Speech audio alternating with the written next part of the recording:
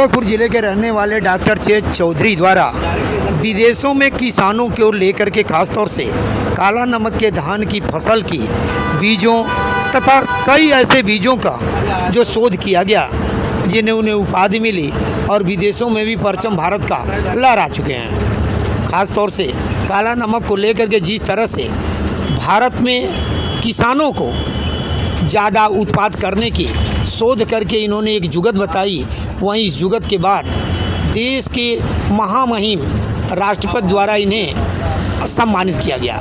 उन्होंने आज प्रेस वार्ता करके क्या कहा, आइए जानते हैं।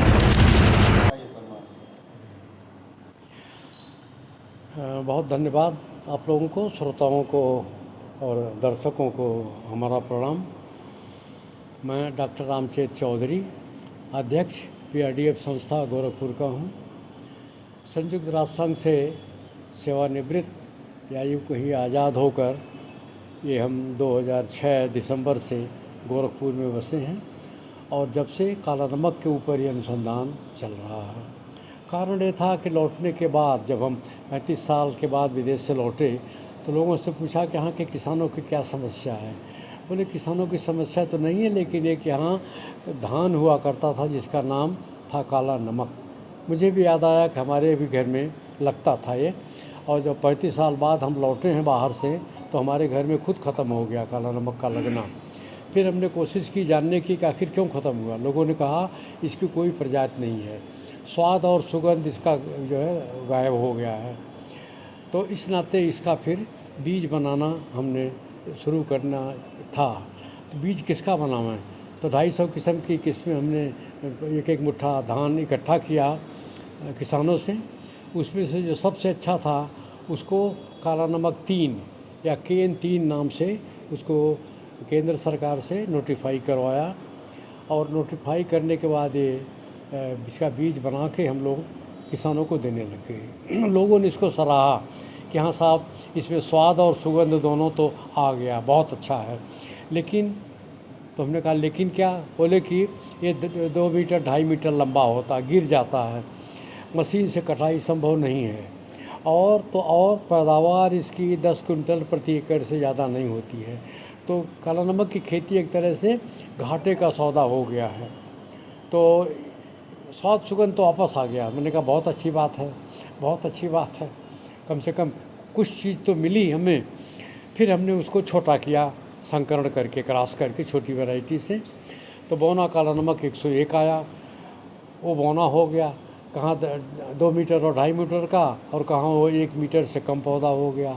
उपज बढ़ गई, लेकिन गुणवत्ता थोड़ी उतनी अच्छी नहीं थी।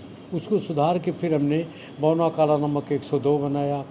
बौना काला नमक 102 भी उत्तर प्रदेश सरकार कृषि विभाग और केंद्र सरकार से इसको नोटिफाई कराया। नोटिफाई कराने के बाद इसका बीज जो है बनना शुरू हो गया। अच्छा, किसानों को देना शुरू किया, किसानों को पसंद आया, बोले साहब और इसमें सुधार की गुंजाइश है।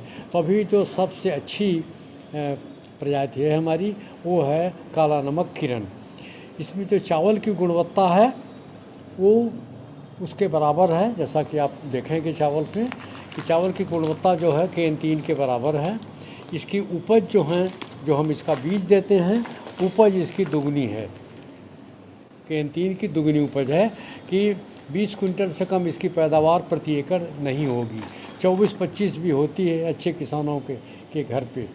तो इस नाते अब ये सर्वोत्तम वैरायटी है, और इसका रकबा जो 2000 में सिमट गया था अब 80,000 हेक्टेयर पहुंच चुका है। अगर किसान आपसे संपर्क करना चाहें कैसे करें, क्योंकि काफ़ी कमेंट्स आते हैं। जी, हम उसकी भी चर्चा अभी थोड़ी बाद में करेंगे।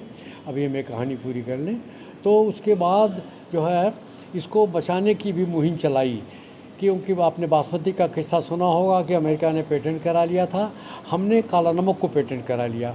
अब कोई भी देश दुनिया का, कोई भी संस्था दुनिया की इसको पेटेंट नहीं करा सकती कि हमने अपने देश के किसानों के नाम इसको पेटेंट कराया है।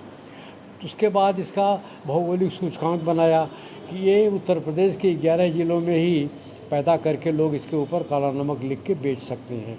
भौगोलिक सूचकांक ये 2030 तक अभी वैलिड है, चलेगा। तो इस तरह से जो पहला सवाल ये था कि आखिर काला नमक पर ये हमको पद्मश्री की का सम्मान क्यों मिला, तो 4 प्रजातियाँ इसकी दी गई हमने। इसका जैविक खेती का तरीका निकाला। जैविक खेती के में तमाम भ्रांतियाँ थी कि ये जो है जहाँ जैविक खेती शुरू हुई वहाँ इसकी पैदावार कम हो जाएगी। हमने सिद्ध कर दिया कि पैदावार बढ़ेगी, कम नहीं होगी जैविक खेती से। तो अभी जैविक खेती, और इसमें अगर आप देखेंगे तो जैविक खेती का ये मुहर है भारत सरकार का। ये तो जितना भी हम किसान का बिकवाते हैं जैविक खेती, जैविक उत्पाद के रूप में जैविक काला नमक इस समय बाज़ार में बिक रहा है। तो यूँ समझिए कि संक्षेप में 4 प्रजातियों का विकास हुआ, जैविक खेती हुआ, उसके बाद कोई इसको दूसरा चुरा न सके, ले न सके, उसके लिए भी हमने इसका PPVNFRA करवा दिया, जिसको कहते हैं protection of plant varieties and farmers right act, उसमें रजिस्ट्रेशन हो गया। तो इस कारण से ये जो हैं ये अब रकबा बढ़ा, और तो और ये विदेश में भी जा रहा है। अभी पिछले साल तक 550 कुंटल ये गया था अकेले सिंगापुर में, 100 कुंटल नेपाल गया, 10 कुंटल दुबई गया।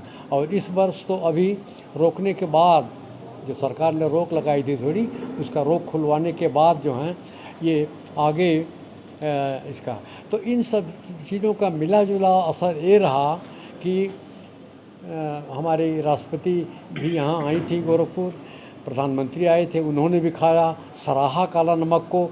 अब बताइए, जो काला नमक मरने जा रहा था, मरने की विलुप्त होने की कगार पर था, वो 80,000 हेक्टेयर में जिसकी खेती हो रही है, जो यहाँ उत्तर प्रदेश से ही नहीं अभी विदेश में भी जा रहा है।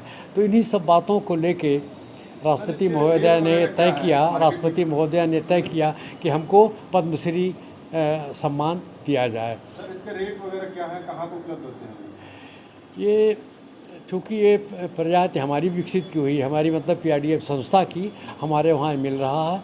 इसका न्यूक्लियस बीज, ब्रीडर बीज, 4 कैटेगरी होती है। किसानों को हम लोग प्रमाणित बीज देते हैं। नेशनल सीड कॉर्पोरेशन, UP बीज विकास कि एक दिन तो नहीं, एकाएक तो नहीं, लेकिन एक दिन जरूर मुकाम हासिल होगा अगर हौसला बुलंद हो। हरेंद्र दुबे, गोरक्ष एक्सप्रेस, गोरखपुर।